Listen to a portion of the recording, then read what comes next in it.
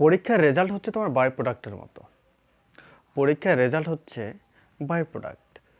তুমি পরিশ্রম করছো, রেজাল্ট তোমার ভালো হবেই, ফল তো তুমি পাবেই। ফলের নিয়ে তোমাকে টেনশন করতে হবে না। তুমি এখন শিখছো, বুঝতে পারছো, কনসেপ্টগুলোকে ক্লিয়ার করছো, রেজাল্ট তো তোমার অবশ্যই ভালো হবে। দেখো, অনেকটা এরকম, ধরে নাও একটা গাছ লাগিয়েছো, যত্ন করছো, জল দিচ্ছ, একটা সময় ফল হবে। ওই ফল তুমি খাবেও, এমনকি অন্য কাউকে দেবেও, প্রচুর ফল। বিষয়টা অনেকটা একই রকম। পরিশ্রম করলে ফল তো তুমি পাবেই।